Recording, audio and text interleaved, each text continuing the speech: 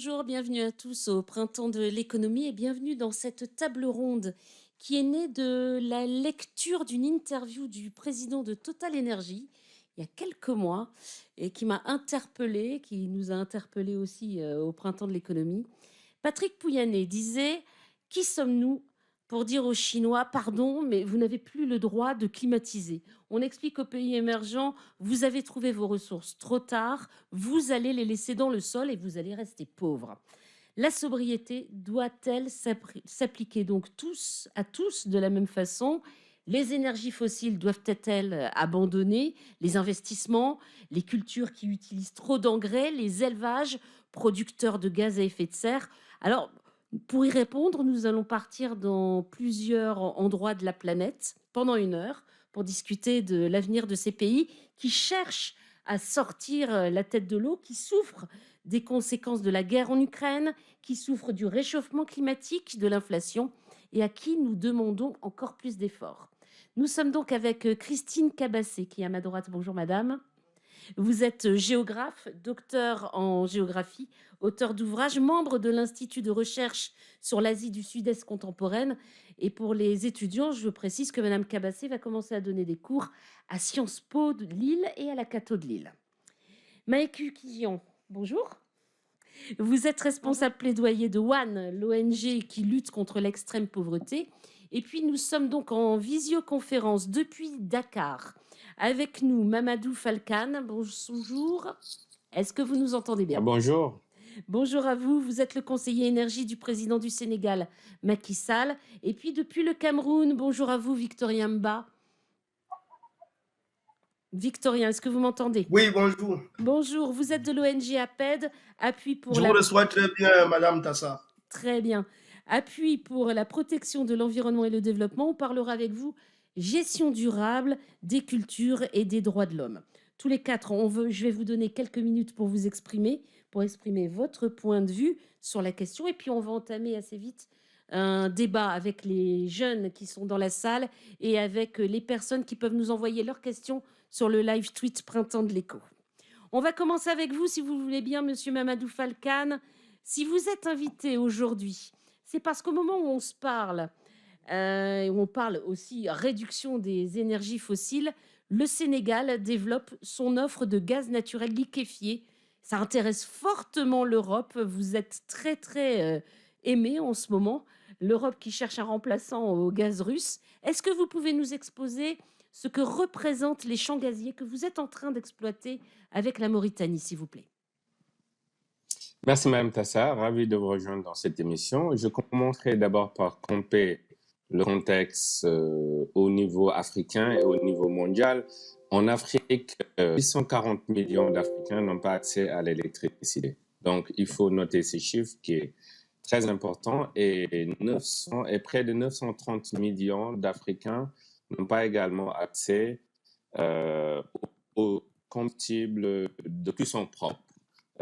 Et sachant que c'est les femmes qui sont qui s'occupent des cuisines et qui s'occupent des cuissons, donc elles sont très très exposées sur le plan sanitaire avec un niveau de mortalité extrêmement élevé en utilisant du charbon de bois.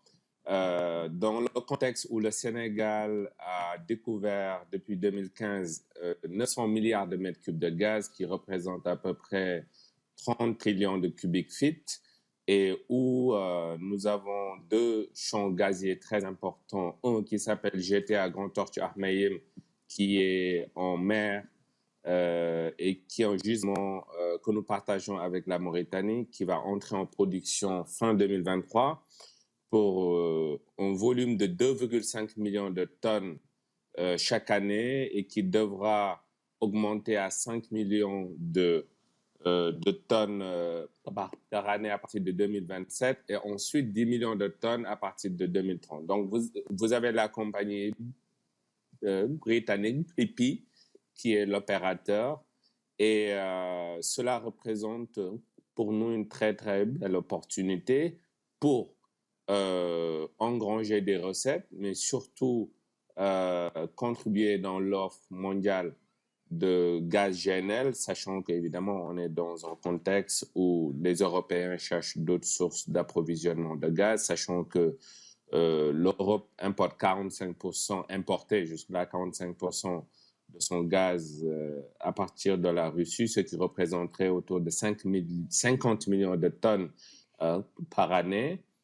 Ça veut dire que c'est une très, très bonne opportunité pour un pays comme le Sénégal de pouvoir être une source alternative d'approvisionnement, sachant que le gaz sénégalais est 40 fois moins émettrice de carbone si nous devons le shipper en Europe que le gaz du Qatar et 60% moins polluant que le gaz américain. Et donc, Et une question quand même, Monsieur Falcane, vous allez donc devenir un hub gazier important. Est-ce que les pays occidentaux qui se posent des questions, notamment au moment des COP, sur le financement des énergies fossiles, est-ce que les pays occidentaux investissent dans ce hub? oui, oui, absolument. Encore une fois, c'est les sociétés occidentales, hein, c'est les Britanniques, BP, qui sont opérateurs. Donc, on mobilise les financements dans les marchés de façon générale. Les pays occidentaux, évidemment, lors de la COP 26 de l'année dernière à Glasgow, avaient pris une résolution d'arrêter le financement des énergies fossiles. Au même moment, 4-5 mois après l'éclatement de la guerre en Ukraine, ils ont fait un virage de 160 degrés pour revoir leur législation pour des raisons de sécurité économique, sachant que nous avons d'abord besoin de notre gaz pour, disons, répondre aux objectifs d'accès universel tout simplement à l'électricité, sachant que là, j'ai sous la main cette publication de l'Agence internationale de l'énergie qui dit que si l'Afrique se mettait à utiliser tout son potentiel gazier et pétrolier, il ne contribuerait pas à plus de 4% des émissions à effet de serre dans le monde, comparé au reste du monde. C'est pour dire que l'Afrique est le continent qui émet le moins de gaz à effet de serre, mais qui en subit le plus les conséquences, récurrence des sécheresses, des inondations et de la hausse des températures. On va revenir avec vous, Monsieur Falcane, tout à l'heure sur justement ce que vous allez faire de cet argent, des recettes que vous allez récolter. Christine Cabassé, on va changer un petit peu de région avec vous. On part en Asie du Sud-Est. Quand je vous parle sobriété, terme dans toutes les bouches ici en Occident, vous avez entendu tous les responsables politiques notamment. Vous me répondez développement durable. Le mot sobriété, ça vous hérisse le poil? Non, ça n'est pas à moi que ça hérisse le poil, mais en Asie du Sud-Est, cette terminologie ne fait pas partie du vocabulaire, hein. Donc en effet, on y parle de développement durable, de croissance bas carbone, de lutte contre le changement climatique, et puis plus récemment de zéro net émission. Et autant dire d'ailleurs que toutes ces notions qui se recoupent de toute façon, et à mon avis qui visent, il faut l'espérer, à peu près la même chose, et bien toutes ces notions sont des urgences. Hein, l'Asie du Sud-Est, comme l'Afrique, comme d'autres régions dans le monde, mais l'Asie du Sud-Est est vraiment une région qui est soumise aux effets du changement climatique. Et pour autant, ce sont des urgences, mais qui ne mobilisent pas énormément sur place. Parce que, alors d'une part, comme monsieur vient de le dire, eh bien, l'Asie du Sud-Est se défend en disant que la région est loin d'être la plus émettrice en gaz à effet de serre. Hein, et donc, ça représente, en 2019, ça représentait environ 4% justement des émissions totales. Et qu'est-ce qui pollue le plus? C'est l'industrie, c'est quoi? Oui, l'industrie, oui, l'exploitation des énergies fossiles. Parce qu'en effet, cette région repose surtout sur l'exploitation des énergies comme le pétrole, le gaz et le charbon. Oui, en effet. Et voilà, et donc ces pays disent, nous avons de vraies priorités, d'autres priorités, et le précédent intervenant également l'a dit, il faut développer les industries afin de fournir des emplois, il faut développer des infrastructures, il manque des routes, il manque des ponts, il manque des ports, des aéroports, le réseau ferroviaire, etc. Donc ils ont vraiment des besoins dans ce sens.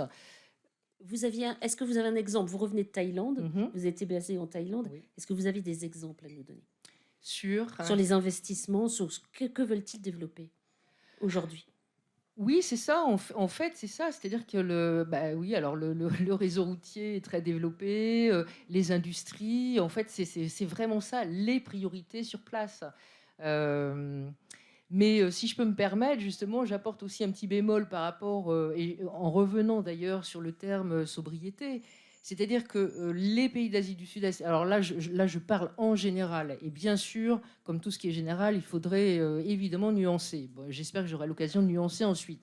Mais d'un point de vue général, en fait, cette région n'est pas économe en ressources, elle n'est pas sobre, et on peut le voir tout le temps. J'ai énormément d'exemples en tête. Je veux dire, les transports collectifs existent, mais ils sont plutôt poussifs, pas encore très performants.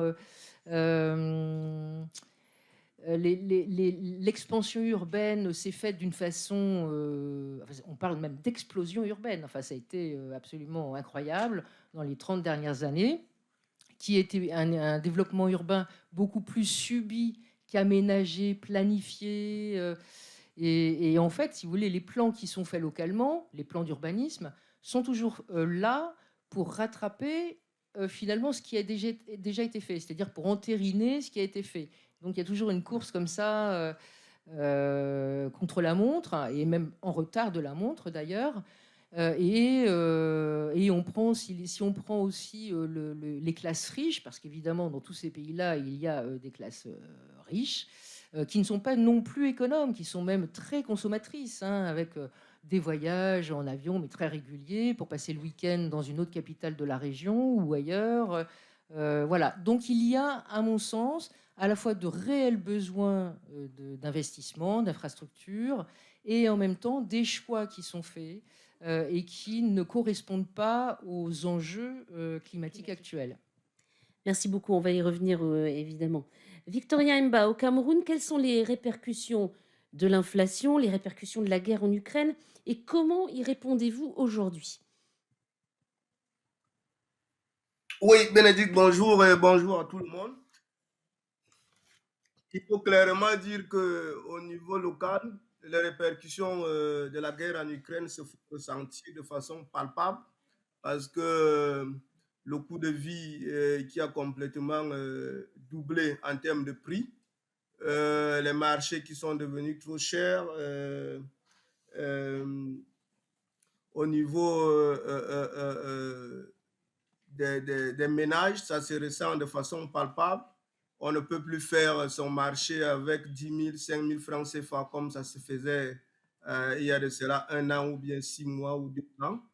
Aujourd'hui, les communautés essaient de voir comment sortir de la dépendance totale du céréal qui est importé, tantôt de la Russie, tantôt de l'Ukraine, pour voir comment commencer à s'organiser au niveau local avec la valorisation des céréales locaux telles que la farine de maïs, la farine de manioc, la farine du plantain. Et nous, au niveau de la société civile, on essaie de travailler à organiser et à structurer les communautés pour mettre en place des chaînes de valeur pour la production et la commercialisation de ces produits. C'est-à-dire des chaînes de valeur, qu'est-ce que ça veut dire? Comment les chaînes de valeur pour nous, c'est d'amener les communautés à ne plus faire tout au même moment. C'est-à-dire que on spécifie, on essaie de spécialiser les groupes et les personnes pour chaque étape ou bien pour chaque activité. Par exemple? Donc au champ, on reste producteur. Si on est transformateur de manioc, on est transformateur. Si on est vendeur, on est vendeur. C'est un peu ça. C'est un peu ça la chaîne de valeur dans le cadre des céréales.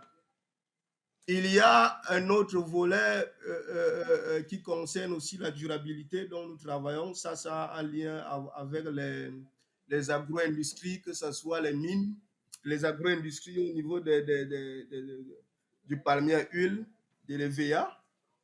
L'idée pour nous est de voir toujours aussi comment ces industries assainissent leur chaîne d'approvisionnement au niveau du pays, en prenant en compte les droits des communautés, les questions environnementales, les questions de zéro déforestation, les questions ou bien de zéro net déforestation, pour se rassurer que les produits qui sont vendus au niveau international sont produits de façon durable. Quand vous savez que la durabilité au préalable concerne toujours trois aspects: l'aspect économique, l'aspect social et l'aspect écologique. Donc ça, c'est valable par exemple pour l'EVA, le caoutchouc pour les pneus, c'est ça, vous exportez beaucoup de caoutchouc pour les producteurs de pneus. C'est pas nous en tant que société civile. Il faut dire qu'au Cameroun, il existe la plus grande industrie de production de caoutchouc du monde qui est installée au Cameroun à travers ces agro-industries que sont EVCAM et Sud-EVA. Cette plus grande industrie de caoutchouc du monde s'appelle Alcyon Agri. C'est Alcyon Agri qui fournit 60, 40 ou 70% du caoutchouc aux entreprises telles que Pirelli, Michelin, Goodyear et le reste. Nous, notre rôle en tant que société civile, c'est de se rassurer que la chaîne d'approvisionnement et de Pirelli, et de Michelin, et de Goodyear au niveau du Cameroun est assainie, que les droits des communautés sont pris en compte, que les questions de durabilité sont là, qu'on ne déforeste pas totalement les forêts qui jouent le rôle de régulateur par rapport au climat. Qu'on ne déforeste pas, que leur santé soit protégée. On va y revenir, si vous le voulez bien, Victorien Mbah, tout à l'heure. Maïk Urgian, on a entendu M. Falcane au début de cette séance nous exposer l'opportunité donc des champs gaziers au Sénégal. Vous trouvez qu'on culpabilise en ce moment les Africains sur les gaz à effet de serre notamment? Oui, je trouve qu'on culpabilise beaucoup les pays africains là-dessus. En fait, pour moi, associer sobriété et Afrique aujourd'hui, c'est un peu se tromper de débat. Donc, M. Falcane l'a rappelé, mais en fait, l'Afrique aujourd'hui est vraiment responsable d'une toute petite partie des émissions de gaz à effet de serre. Et donc, du coup, bien sûr, la priorité n'est pas là. Et comme l'a rappelé M. Falcane également, même si l'Afrique subsaharienne décide demain de tripler sa consommation de gaz, par exemple, le résultat par rapport aux émissions mondiales est vraiment infime. Enfin, c'est inférieur à 1%. Pardon. Donc en fait, le débat, il n'est pas là. Et c'est vrai qu'on parle de sobriété, nous, c'est un peu notre priorité, mais il faudrait qu'on balaye aussi devant notre porte, nous, pays riches. La sobriété en France, c'est mettre un col roulé. Donc clairement, il faut aller plus loin. Et ce n'est pas du tout à nous, c'est pas notre rôle de l'imposer aux pays en développement. En fait, la priorité aujourd'hui en Afrique, quand on parle de réchauffement climatique, c'est comme vous l'avez dit, en fait, c'est l'adaptation au changement climatique. Parce que là-bas, ce qu'on a vécu cet été, c'est une réalité depuis des années. Et donc, ils font face à des phénomènes qui sont extrêmement graves et qui ont un impact sur le bien-être, l'extrême pauvreté et la sécurité alimentaire. Il y a 3 fois plus de sécheresse aujourd'hui en Afrique qu'il y en avait dans les années 70. Le Sahara n'arrête pas de s'étendre et il y a d'immenses régions du continent qui ne seront plus habitables, notamment au Sahel, à cause des fortes températures. Donc voilà, plus pour les êtres humains, plus pour les plantes, plus pour les animaux. Donc ils vivent le phénomène de plein fouet et ça a un impact sur leur société, beaucoup plus que nous. Par exemple, le changement climatique pourrait pousser 130 millions de personnes supplémentaires dans les pays en développement, dans l'extrême pauvreté. 130 millions, ça représente 2 fois la population française. Donc l'impact est extrêmement grave. La faim dans le monde augmente depuis 5 ans, notamment à cause des sécheresses, des inondations. Voilà, on prévoit aussi des réfugiés climatiques internes. Donc vraiment, les désordres sont très importants. Et la priorité pour nous, ça doit être la sobriété dans nos pays, bien sûr. Et pour les pays, notamment les pays africains que je connais mieux, ça doit être le soutien financier pour s'adapter au changement climatique. On n'est pas du tout à la hauteur. Après, ce que l'Afrique peut faire aussi, c'est anticiper les besoins en termes d'accès à l'énergie, dont a notamment parlé M. Falcane. M. Falcane a dit il y a 840 millions d'Africains qui n'ont pas accès à l'électricité. En fait, ces besoins énergétiques, ils vont augmenter puisque la population africaine est en pleine croissance. Et donc, on va avoir de plus en plus de besoins. Et en même temps, on sait que l'Afrique est un continent qui possède des ressources naturelles absolument incroyables en ce qui concerne les énergies renouvelables. Vraiment, ils ont un potentiel solaire, éolien, et ils ont plein de ressources naturelles, de minéraux, en fait, qui sont extrêmement... dont on a besoin pour produire toutes les technologies vertes qu'on connaît. Et donc, en fait, ce que l'Afrique pourrait faire, au lieu d'investir peut-être dans tout ce qui est énergie fossile, c'est notamment investir dans les énergies renouvelables. Ça créerait des emplois. Et ça montrerait aussi que l'Afrique pourrait un peu mener le monde qui a vraiment besoin de ces énergies renouvelables vers plus de sobriété, pourrait devenir un peu la centrale verte de l'Afrique. On peut poser la question à M. Falcane. Monsieur Falcane, pourquoi investir dans le gaz et pas dans le solaire aujourd'hui? Alors, nous, on n'a pas attendu la COP21 pour ça, hein, je vous rassure. On n'a pas attendu Paris 2015 parce qu'en ce moment, quand vous regardez le Sénégal, notre mix énergétique, on est, en ce qui concerne les énergies renouvelables, à 30% de capacité installée. En France, ils n'y sont pas encore. Vous prenez un pays comme le Gabon, leur parc de production en électricité, ils sont en énergie renouvelable autour de 80%. Vous prenez un pays comme le Kenya, ils sont à près de 85% de leur production autour de la géothermie. Non, je pense que c'est 65% géothermie. Donc l'Afrique est à l'avant-garde de l'utilisation des produits, enfin, des énergies solaires. Mais encore une fois, il faudrait que les moyens d'y accéder ne représentent pas un coût élevé, puisque nous, on a une problématique d'accès, mais aussi à des coûts bas. Aujourd'hui, parmi les énergies fossiles, le gaz est l'énergie fossile le moins polluant. Donc, c'est l'énergie de transition par excellence. C'est pour cela que le gaz a été labellisé vert récemment par le Parlement de l'Union européenne. Donc, nous, au Sénégal, on met la priorité sur le gaz. Aujourd'hui, d'ici 2025, on va convertir toutes nos centrales qui fonctionnaient au heavy fuel oil HFO en gaz, de sorte qu'on sera, à partir de 2025-26, 100% clean. On a la plus grande centrale éolienne de l'Afrique de l'Ouest. On a un parc important de centrales solaires. Il faut savoir que l'Afrique possède 40% du potentiel solaire mondial, alors que même pas 1% de ce potentiel n'est encore exploité.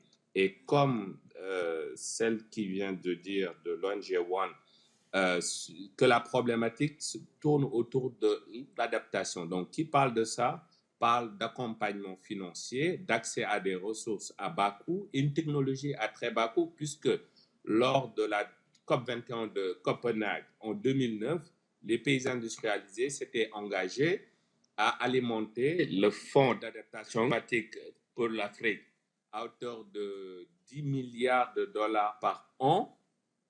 Donc là, ça devait représenter 100 milliards. En plus de 10 ans, il n'y a même pas eu 10 milliards. Alors que ce sont les pays industrialisés qui ont utilisé les énergies fossiles pour s'industrialiser, pour se développer, pour arriver au niveau où ils sont économiquement, qui sont responsables de toute la pollution mondiale. Donc également, ils ont une part de responsabilité par rapport aux conséquences que subissent les Africains. Donc, ce qui fait que on nous inflige une double peine. Message reçu, Monsieur Falcane. Merci beaucoup. Économique et écologique. À voir et surtout à... Madame Cabassé, vous vouliez revenir sur le rôle des États, le rôle des sociétés civiles. Oui, absolument. Mais je voulais dire que j'étais évidemment tout à fait d'accord avec un certain nombre de choses qui avaient été dites et que, en effet, en Asie du Sud-Est comme ailleurs dans le monde, tant que les États enfin, les pays développés, qui sont donc les plus gros émetteurs et donc les plus gros pollueurs, tant que ces pays-là ne seront pas exemplaires, ça va être très difficile d'impulser un mouvement général mondial. Voilà. Néanmoins, comme tous ces pays font partie d'une seule planète, il n'y en a qu'une, il n'y en a pas plusieurs, il y en a une. Donc tous ces pays-là ne peuvent pas faire aujourd'hui comme si ces questions-là n'existaient pas. Elles existent, et donc je reviens à cette notion de choix faits par les États, qui ne sont pas toujours les meilleurs choix. Donc pour rester sur l'Asie du Sud-Est, c'est vrai qu'il y a un certain nombre de facteurs qui influent. Si on prend la notion d'aménagement du territoire, alors je suis géographe, je suis évidemment très sensibilisée à cette notion d'aménagement du territoire. Mais je crois que cette notion, qui est très forte, est comprise, il me semble, par tous les Français et plus largement par les Européens de l'Ouest. Par contre, ce n'est pas une notion mondialement partagée, malheureusement. Voilà. Or, l'aménagement du territoire, c'est en fait tout ce qui organise un territoire. Donc c'est extrêmement vaste. Tout ça pour dire que dans les pays d'Asie du Sud-Est, eh bien, cette notion n'est pas très forcément bien comprise, qu'il y a des plans qui ne sont pas respectés. Voilà, donc il y a un certain nombre de facteurs qui influent, plus un manque d'éducation, de formation, d'information à ces sujets qui sont importants. Et quand je dis un manque, il y a encore un certain nombre de décideurs au niveau local qui sont débordés par ces questions, je veux dire, qui ne comprennent pas concrètement ce que ça veut dire, et donc qui n'ont pas non plus les clés des options qui leur permettraient éventuellement d'aller dans le sens d'une amélioration de la situation. Et puis, il y a un autre facteur que je veux vraiment mentionner, parce que sinon, enfin voilà, on passe, à mon avis, à côté de quelque chose d'important, c'est la corruption. Je veux dire, si on ne parle pas de corruption, eh bien, on se passe d'un élément, enfin d'un facteur explicatif extrêmement important, parce qu'il y a un certain nombre d'aménagements et de décisions qui sont faites qui nous semblent tordus et en fait qui reposent uniquement dans la corruption, blanchiment d'argent. Alors la corruption, c'est très vaste, il y a plein de formes, mais voilà, donc ça c'est un facteur aussi explicatif, mais qui pèse véritablement sur les choix qui sont faits. Et en effet, juste une seconde, je voulais parler des sociétés civiles, et l'un répond à l'autre, évidemment. Alors, les sociétés civiles, elles sont importantes, bien sûr, parce qu'en Asie du Sud-Est, eh bien, donc c'est une région qui est dominée par un certain autoritarisme, pour le dire poliment. Alors évidemment, à des degrés variables et avec des exceptions, comme l'Indonésie et le Timor oriental, qui sont des pays démocratiques. Mais néanmoins, voilà, il y a un certain autoritarisme. Et lorsque vous êtes activiste écologique, eh bien, vous risquez gros, voire très cher, voire en fait, vous risquez votre vie. Voyez, donc c'est un facteur quand même limitatif important. Évidemment, je souligne quand même que la Birmanie en ce moment est le cas extrême, puisque depuis le coup d'État fait par la junte militaire, eh bien, ce sont des milliers de personnes qui ont des civils et des combattants qui sont morts déjà. Et oui, évidemment, les contraintes et les enjeux environnementaux ne constituent pas des priorités. Voilà, mais donc c'est pour vous donner un cadre général important. Et puis, pourtant, on assiste même dans cette région à un nombre croissant d'ONG qui font de l'environnement leur sujet prioritaire et qui développent, déploient des stratégies, des actions, par exemple en matière de collecte et de traitement des déchets, et qui parfois, sur certains projets, réussissent à faire bouger les lignes. Et puis, on assiste également à de plus en plus de crispations, voire des mouvements sociaux devant le développement de ce qu'on appelle les méga-projets. Alors ça, on pourrait y revenir, mais il y a un certain nombre de méga-projets miniers, touristiques, industriels, et qui finissent par crisper les populations locales, non seulement par les dégâts sociaux et environnementaux qu'ils provoquent, mais également parce que ces populations connaissent les rouages politico-économiques, voire politico-militaro-économiques, et donc la corruption, qui les sous-tendent. Voilà. Alors, si vous nous écoutez en ligne, je vous rappelle que vous pouvez poser vos questions avec le hashtag Printemps de l'écho et je les poserai à nos intervenants. On parlait de la société civile. Victorien Mba, vous représentez la société civile au Cameroun. Est-ce que les propos de Madame Kabassé, ça résonne en vous? Est-ce que ça résonne en vous au niveau de la corruption, au niveau de... Est-ce que l'État vous aide ou pas? Bon, c'est vrai que ce que Madame dit, c'est pas totalement le cliché au niveau du Cameroun, mais on a quand même quelques rapprochements. Les intimidations ne manquent pas. Il n'y a pas toujours l'accès à l'information. Il y a l'État qui ne collabore pas toujours comme ça se devrait pour donner l'information afin que la société civile puisse travailler. Il y a déjà les ressources financières que l'État ne met pas à la disposition de la société civile pour jouer pleinement leur rôle. Or, nous sommes là pour accompagner l'État, pour supplier l'État, pour essayer de faire ce que l'État n'arrive pas à faire dans certains domaines et dans certains endroits. C'est un peu ça la réalité ici. L'autre chose aussi, c'est qu'elle parlait tantôt des questions d'infrastructure. Oui, nous assistons malheureusement avec beaucoup de regrets. Nous documentons cela au quotidien, que les communautés ne soient toujours pas informées, ne soient toujours pas consultées lorsqu'il s'agit des grands projets d'infrastructure, des mines, des agro-industries et des autoroutes. Le droit à la consultation, c'est un droit mondialement reconnu, même au niveau des textes de loi au Cameroun. Mais cela est toujours fait en termes d'information, simplement, pas consultation. Et il y a aussi les questions de participation.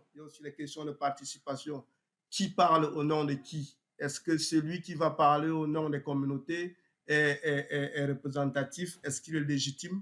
Voilà les problèmes que la société civile a. On a les problèmes d'indemnisation, de relocalisation. Vous savez, la majorité des projets, qu'ils soient miniers, qu'ils soient agro-industriels, qu'ils soient les grands projets d'infrastructure, sont toujours développés dans des territoires où vivent les communautés autochtones pygmées ou les communautés locales. Et ça nécessite des indemnisations, ça nécessite des relocalisations. Et du coup, les communautés n'arrivent toujours pas à avoir ces indemnisations à juste valeur. Parce qu'en fait, les barèmes au niveau de l'administration qui traitent ces questions d'indemnisation sont caduques. Ça date des lois de 1974. Ça date un peu. Rapport au marché actuel, je vais vous prendre un exemple simple. Si on doit vous déguerpir pour cause d'utilité publique, on va vous donner 1000 francs ou 1500 francs CFA pour une feuille de tôle. Or, au niveau du marché actuellement, la feuille de tôle commence à partir de 10 000. Oui, évidemment, il y a un énorme décalage. Merci beaucoup, Victorien Mba. Maïka Région, vous vouliez rajouter quelque chose? Oui. Puis après, on va prendre les questions dans la salle et puis sur le live tweet. Je voulais juste réagir à ce que disait Madame sur, effectivement, c'est un choix, ces politiques qui sont mises en œuvre vers la sobriété, vers la transition énergétique. Je pense que c'est important, c'est un choix. On ne peut pas imposer ça au pays. Comme on l'a dit, nous-mêmes, on s'est développé sans faire attention à la planète. Et aujourd'hui, on ne fait pas grand-chose pour réduire notre impact sur le climat. Donc, c'est un choix de ces pays. Et en fait, c'est un choix qui, comme vous l'avez dit aussi, est parfois contraint. Parce que c'est des pays, et M. Falcane l'a dit aussi, qui ont besoin d'avoir des financements, accès à ces technologies à bas coût. Parce que sinon, en fait, c'est tout simplement trop cher. Et donc, c'est là où intervient la responsabilité et le devoir des pays riches, qui sont quand même ceux qui ont causé les changements climatiques qui créent autant de dysfonctionnements sur le continent africain et qui ne sont pas du tout à la hauteur du soutien qui est attendu d'eux en matière de financement, que ce soit pour l'adaptation ou pour la subvention des énergies dont on parle. On n'est pas du tout aux engagements qui sont demandés. Encore une fois, c'est pas du tout de la charité, c'est un devoir, une responsabilité. Et donc on n'a aucune leçon à donner. Ça va être un enjeu de la COP, ça va être un gros enjeu de la COP. Gros enjeu de la COP parce que c'est vrai que, voilà, et bien sûr c'est totalement compréhensible, les pays africains ne comprennent pas pourquoi on leur demande de faire des efforts de sobriété quand les pays riches ne sont pas capables de respecter l'engagement pris en 2009, donc ça fait quand même plus de 10 ans, d'allouer 100 milliards de dollars aux pays pauvres pour lutter un peu contre l'impact du changement climatique et pour les aider à s'adapter aux effets qu'ils vivent sur leur continent. Enfin, c'est quand même extrêmement dur de dire à un pays, à une région du monde qui abrite aujourd'hui 60% de la population extrêmement pauvre dans le monde, de ralentir un peu son développement et tout ce qui peut aider sa population à sortir de l'extrême pauvreté, parce que nous, on a pollué la planète pendant 100 ans, c'est un peu dur. Monsieur Falcane, vous confirmez, est-ce que c'est le message que le Sénégal va porter lors de la prochaine COP en Égypte, dans quelques semaines maintenant? Je confirme, Madame Kurtéjean, à 1000% parce qu'il s'agit de décider ou pas de notre droit à nous développer, puisque l'Afrique a une pauvreté énergétique qui l'empêche d'améliorer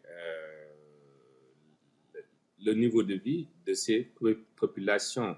Et il s'agit de dire oui ou non, est-ce que l'Afrique va être condamnée dans une extrême pauvreté quand elle n'est pas du tout responsable de ce qui se passe dans le monde?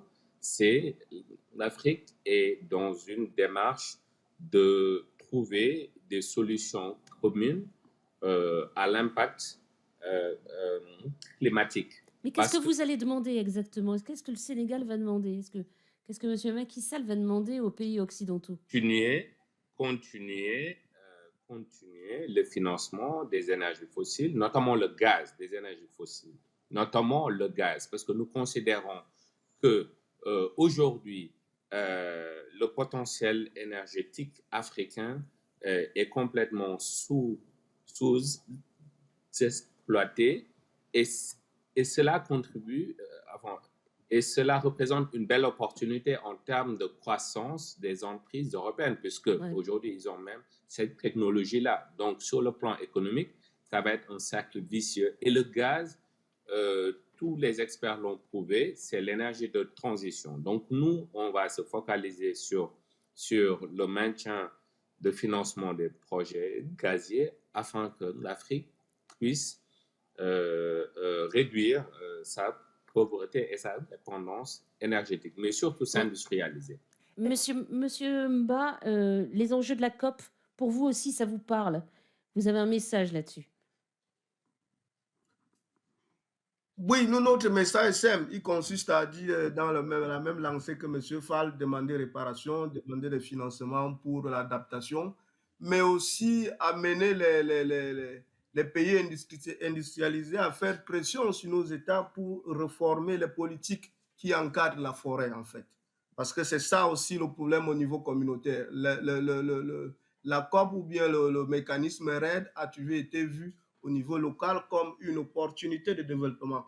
Opportunité de développement dans le sens où ça devait aider à la refonte des lois foncières, des lois forestières et de la redistribution même des revenus issus de l'exploitation de ces ressources naturelles. Donc pour nous, c'est ça le message. Il faut beaucoup plus de soutien sur le plan financier pour les questions d'adaptation, mais aussi il faut que les pays industrialisés travaillent à faire pression sur les États pour la refonte des politiques. Ok, merci beaucoup. Alors on va prendre des questions. Je ne sais pas s'il y a des questions dans la salle. Si vous avez 4 interlocuteurs qui sont prêts à vous répondre. Je vois un doigt se lever au fond de la salle. Et il y en a plein. Ça y est, c'est parti. On va essayer de répondre avec des questions courtes et de répondre à vos questions. Alors, je ne sais pas s'il y a des micros, sinon je vais vous donner un micro. Voilà, on va prendre celui-là. Et puis on va se partager. Voilà, il y a madame au fond, il y a un jeune homme à gauche. Alors, on va commencer par le jeune homme, puis madame après. Bonjour. Bonjour. Monsieur a dit que ça allait être donc BP qui allait exploiter le gaz sénégalais. Mais est-ce que du coup les entreprises occidentales vont pas un petit peu prendre les profits dont ont besoin ces pays africains pour se développer? Monsieur Falcane, est-ce que vous avez entendu? Est-ce que vous pouvez répondre, s'il vous plaît? Oui, j'ai répondu du contact. Absolument pas, puisque la répartition de la rente est déjà réglée au niveau des contrats de recherche et de partage de production. BP prend le risque d'exploration, donc c'est-à-dire de développer, de rechercher et de développer tout ce champ. Au niveau du partage de la rente, l'État du Sénégal va gagner jusqu'à 65% des profits. Donc, je vous rassure, absolument pas. Donc, les contrats sont publiés sur le site de l'ITIE, Initiative de transparence des industries extractives, itie.sn. Les contrats s'y trouvent. Et puis, le Sénégal est le 4e pays au monde à avoir la meilleure notation en ce qui concerne la transparence dans l'exploitation de ces ressources minières de façon générale et premier en Afrique. Donc, il y a une volonté très, très forte de préserver les intérêts des populations de l'État du Sénégal, mais surtout une volonté de transparence dans cette industrie. Il y a l'ONG One qui veut compléter votre réponse. Oui, non, juste pour dire, c'est une très bonne nouvelle d'entendre ça, parce que nous, c'est vrai qu'on a suivi un peu l'action de nos entreprises en Afrique, et c'est pas toujours très exemplaire, parce que c'est vrai qu'il y a captation des ressources, il y a atteinte aux droits humains, souvent, et puis surtout, il y a évasion fiscale, en fait. Donc, il y a plein d'entreprises qui sont implantées en Afrique et qui ne payent pas leurs impôts en Afrique, transfèrent artificiellement leurs bénéfices dans les pays où la taxation est moins importante. Et donc, du coup, c'est un manque à gagner énorme pour les pays africains. Et encore une fois, ça montre à quel point est-ce qu'on n'est pas exemplaire et qu'on ne peut pas donner des leçons. Mais on donne des exemples ou pas d'entreprises? Oui, on peut, notamment Total en Angola, qui n'a pas toujours payé les impôts qu'ils auraient dû payer, et Areva au Niger. Voilà, comme ça en fait deux. Ça en fait deux. Madame, au fond, une question. On vous écoute. Bonjour, madame. Oui, bonjour. Moi, je suis très étonnée dans votre présentation de ne pas du tout avoir entendu un pays qui est très important, qui est très pollueur et qui est très exploiteur, c'est la Chine. Parce que c'est vrai que les pays occidentaux ont une grande responsabilité dans l'exploitation du continent africain et des ressources minières. Mais en ce moment, la Chine, elle s'en donne aussi à cœur joie. Et il y a aussi des atteintes aux droits humains. Voilà, la Chine, ce n'est pas vraiment une démocratie. Ce n'est pas vraiment un modèle de sobriété énergétique. Donc voilà, je voudrais savoir ce que vous en pensiez. Madame Cabassé. Oui, alors merci pour la question. En effet, la Chine, lorsqu'on parlait de l'importance pour les pays développés de devenir exemplaires, c'est clair. Alors la Chine est à la fois le plus gros pollueur mondial, il n'est pas classé dans les pays développés en effet, mais avec un rôle prépondérant. Et il est prépondérant partout dans le monde. En Afrique, je sais aussi d'ailleurs, enfin partout, et y compris donc en Asie du Sud-Est. Pour y développer un certain nombre d'infrastructures. Mais là encore, je ne vais pas refaire l'histoire, mais pour le coup, c'est vrai que la Chine a eu longtemps très bonne presse en Asie du Sud-Est parce que non soumis à des critères écologiques ou moins soumise à des critères écologiques et démocratiques forts, eh bien, du coup, elle pouvait lier des contrats assez facilement avec un certain nombre d'États d'Asie du Sud-Est qui, de toute façon, ont besoin de ces infrastructures, encore une fois. Hein.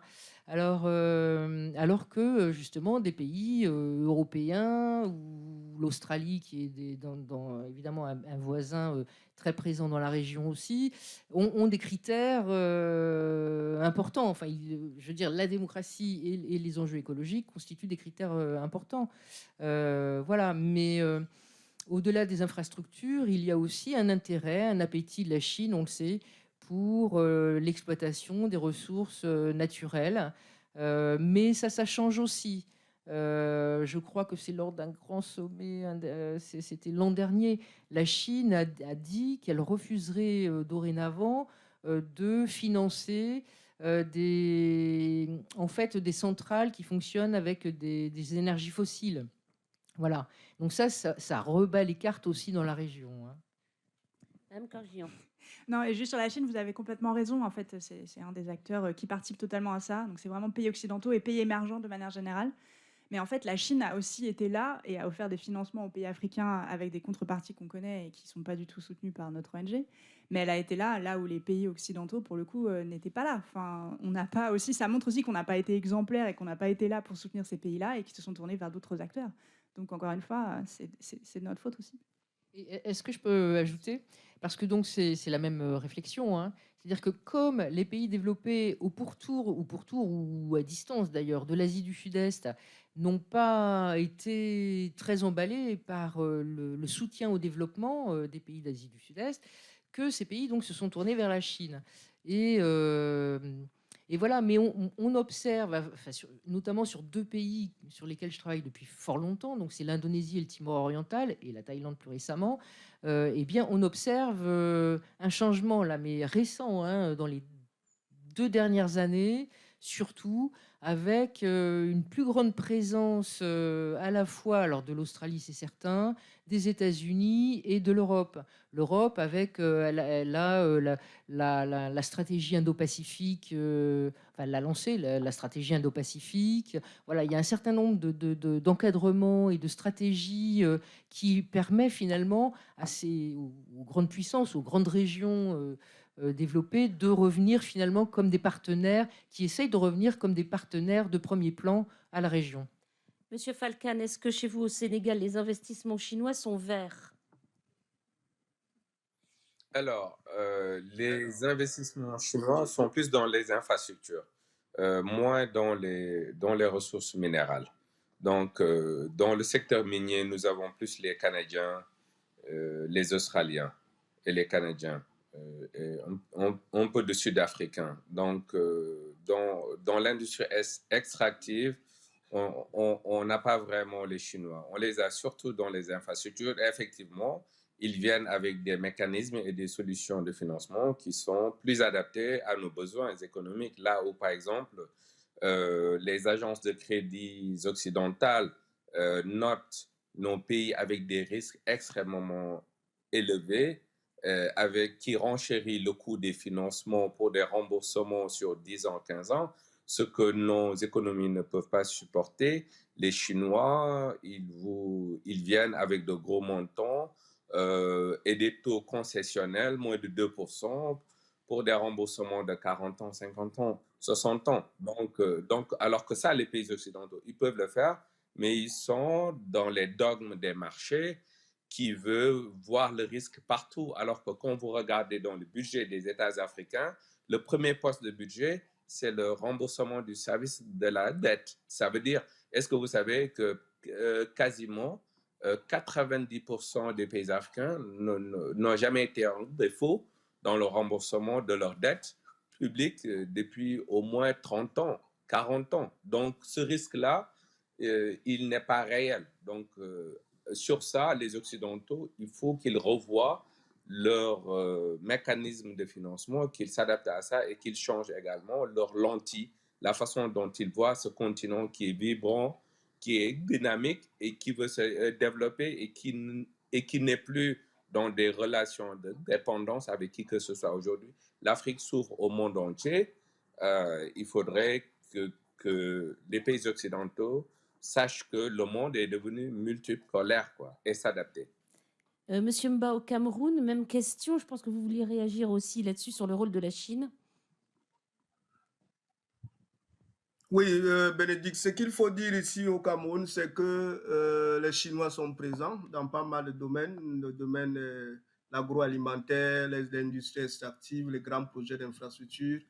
Peut-être la nuance qu'il faut faire avec ce que M. Fall dit, c'est que oui, ils apportent des investissements avec des taux d'intérêt beaucoup plus abordables pour les pays africains, mais par contre, ils ne respectent pas les droits de l'homme. Les questions des droits de l'homme ne sont pas mises sur la table en lien, par rapport à ce financement-là. Les questions environnementales non plus, les questions sociales telles que j'ai expliqué tout à l'heure. Ça fait donc qu'aujourd'hui, au niveau du Cameroun, nous, en tant que société civile, nous savons que si on engage un plaidoyer, si on engage un travail en direction d'un projet, qu'il soit minier, qu'il soit de grandes infrastructures ou bien agro-industrielles, qui a été supporté par le financement des Chinois, on n'a pas de chance d'avoir des victoires. On n'a vraiment pas de chance d'avoir des victoires parce que leur financement n'ont pas de garde-fou, leur financement ne regarde pas toutes les questions d'études d'impact environnemental et social.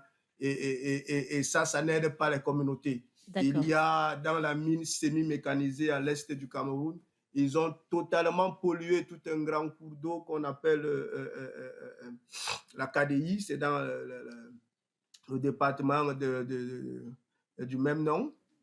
vous allez voir, les communautés n'arrivent plus à vivre. Le cours d'eau qui était comme la mamelle nourricière pour ces communautés a été totalement produit, détruite par l'exploitation semi-mécanisée des activités chinoises dans la mine. Donc, nous pensons que oui, la Chine est là, elle est présente, elle aide peut-être nos États, mais ça aurait été encore un peu plus bien si tout cela est encadré par la prise en compte des aspects environnementaux, sociaux et droits de l'homme. Ok, merci beaucoup. On va essayer de prendre une question, si vous voulez bien. Question dans la salle ou alors avec le hashtag, bien sûr, sur les réseaux sociaux, le hashtag Printemps de l'écho.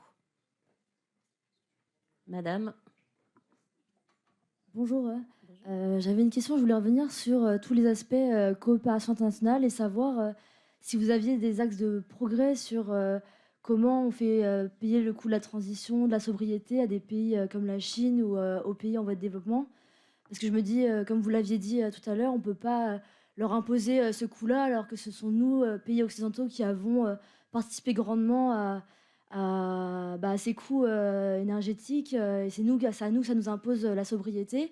Quand je vois des pays en Afrique, par exemple, quand on parlait d'aménagement du territoire tout à l'heure, au Caire, ils sont en train de construire un nouveau quartier qui s'appelle le Nouveau Caire, qui n'est pas du tout écologique et qui est complètement en dehors du centre du Caire.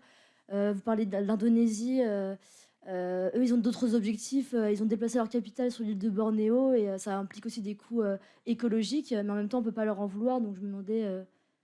Il faudrait une taxe. Vous voulez une taxe? Non, mais je ne sais pas, justement. Je me demande s'il y a des moyens financiers ou est-ce que ce serait des aides sous forme d'expertise. D'accord, merci beaucoup. Maïka Gion, est-ce que vous avez une réponse là-dessus? Alors, il y a plein de choses à faire. La liste est longue. Déjà, on peut commencer par, les pays développés fournissent une assistance financière aux pays en développement. Ça s'appelle l'aide au développement. C'est dans le budget de chaque État. On s'est engagé déjà à un montant total, ce que peut représenter cette aide financière dans les années 50. C'est d'atteindre 0,7% en fait de notre richesse nationale. Il n'y a que 5 pays qui ont atteint cet objectif et, spoiler, pas la France. Voilà. Donc déjà, on pourrait commencer par atteindre cet objectif et les soutenir financièrement. Ensuite, il y a la qualité un peu des financements, de ces financements qu'on débourse, notamment ce que disait Monsieur Falcade sur la dette africaine. C'est un vrai souci. Et aujourd'hui, la France soutient financièrement certains pays pour leurs activités de transition énergétique, d'adaptation au changement climatique, essentiellement par des prêts. 85%, c'est des prêts. Et donc, en fait, il y a certains États qui ne peuvent pas contracter des prêts. Le poids de la dette est déjà trop important. Donc, il faudrait faire plus de dons. Et ensuite, il y a un mécanisme justement qui va être discuté à la COP27. Ça va être assez intéressant, c'est très politique. C'est ce qu'on appelle, dans le jargon, les pertes et dommages. En fait, c'est tout simplement de dire qu'il faudrait reconnaître la responsabilité des acteurs dans les effets du changement climatique. C'est-à-dire dire les pays riches et les entreprises sont responsables du changement climatique. Et donc, comme ils sont responsables, ils doivent dédommager les pays qui sont victimes. Donc, ce serait une assurance un peu mondiale, quoi. C'est-à-dire ceux qui sont responsables des dégâts, les dédommagent. Et alors là, on parle de milliards et de milliards d'euros et de dollars. Mais déjà, si on pouvait reconnaître le principe et commencer à financer ce grand fonds international, ce serait bien. Pour l'instant, il n'y a que le Danemark qui l'a fait. Et on attend Emmanuel Macron à la COP27. Voilà. Madame Cabassé.